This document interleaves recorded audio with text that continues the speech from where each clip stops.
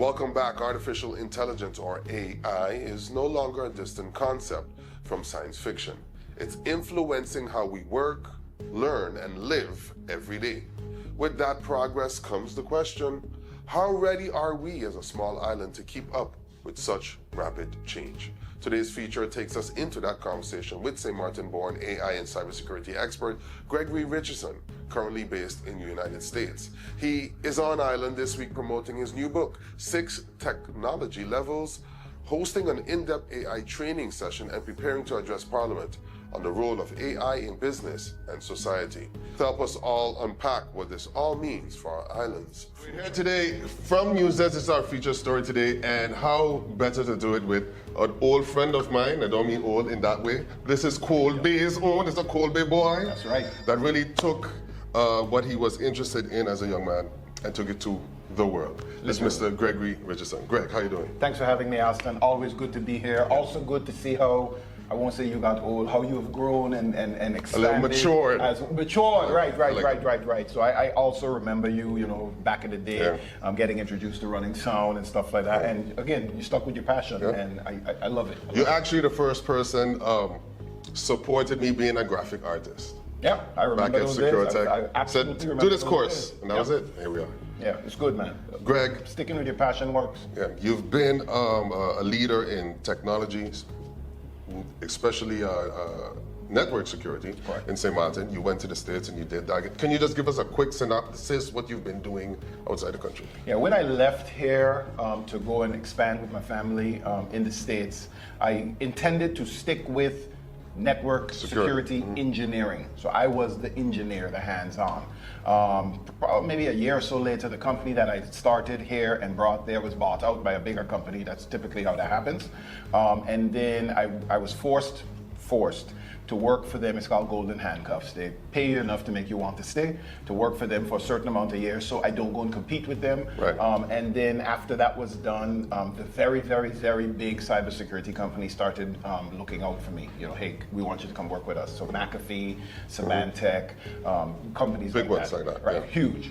What was interesting about that, going to work for those big companies, they were so huge, and a company like McAfee, for example, where I was chief of staff, they were 35 years old then already. At that time, yeah. And they had such a large volume, and this is now we're talking 20 years ago, they had such a large volume of malware that they collected that they couldn't track it by hand anymore. So cybersecurity was one of the first industries to leverage AI very, very early on. So 20 years ago, when I came there, they were already neck deep in AI, and they said, you're going to be our AI expert, and you're going to help build these AI models out. So I was, again, forced to work in AI in cybersecurity, and that was my job. The CEO pulled me aside. He was a personal mentor of mine, very, very senior person in the US, used by Obama, et cetera, African-American gentleman. The CEO of McAfee at that time, his name is Chris Young. You can Google him, extremely successful. He pulled me aside and said, Greg, you're no longer going to be an engineer. You're the guy that I know I can trust to go and explain to a CEO of a billion-dollar company who is not technical, but very smart, but an MBA or a finance person or some kind of a business person. You are the one I'm going to send to explain them technical stuff using non-technical words because you have the skill to do that. I said, no, but I want to be an engineer. He said, you're no longer going to be an engineer. You're going to be my mouthpiece. So he literally started putting me on planes and flying me around the world. You're going to go and speak to Dubai. You're going to go and speak to the president of Dubai. You're going to go to Japan and speak to the president of Nissan. You're going to go, and literally that's what I've been doing for the last, 10, 15 years or so. 15 years about. So yeah, that's me in cybersecurity. Wow. The gift of talk. God said that's what I'm going to use. Yeah.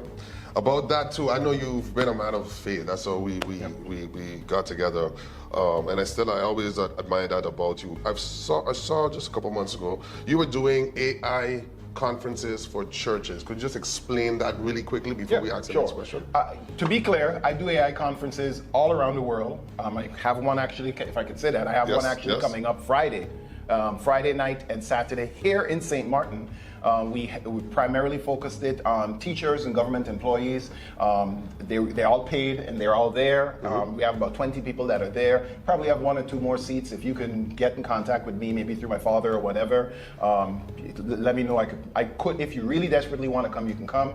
It's a Friday night dinner, VIP, where we demo AI infrastructure, and then it's Saturday all day from like 9 in the morning till 5 in the afternoon. Workshop, hands-on, bring your laptop. You walk away with all of the AI infrastructures and automations, et cetera, et cetera. So I do that model all over the world, pretty much wherever I go, including locally.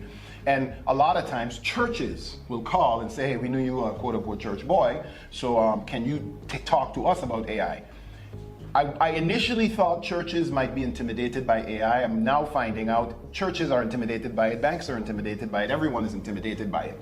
So that's normal. And I have a message for St. Martin about that as well. Because that's my next question anyway. But we will come there. So yeah, I teach groups of people on the things I have learned using AI in the last 20 years.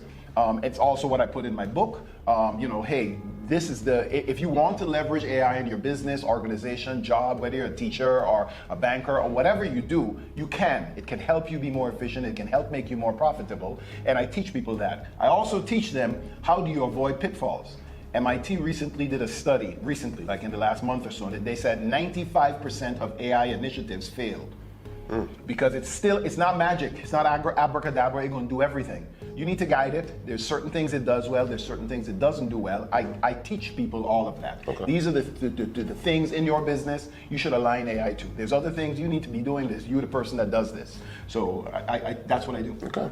Now, one message to all of St. Maarten who's been going through not only cybersecurity issues, but the fear of AI itself. What's one message you can say to the people of St. Maarten about AI? Sure. Yeah, great question. And I'm glad to have the opportunity to say this. Don't run from AI. There is no escaping it. Also, don't be intimidated by it. It's here to stay, and it is an opportunity it's the great plane leveler.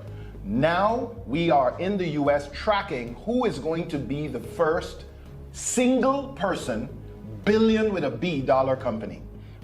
5 years ago, that would have been unheard of. You want to raise $1 billion in sales, you got to have 20 people, 20 managers, 100 employees, 10 factories. No longer the case. You can run so efficiently that you are able to do more, scale better, get your product to the thing that you're selling out in front of people that you didn't even know. You can do that with AI now. Lean into it. It's no longer who from the big place and who have the big whatever.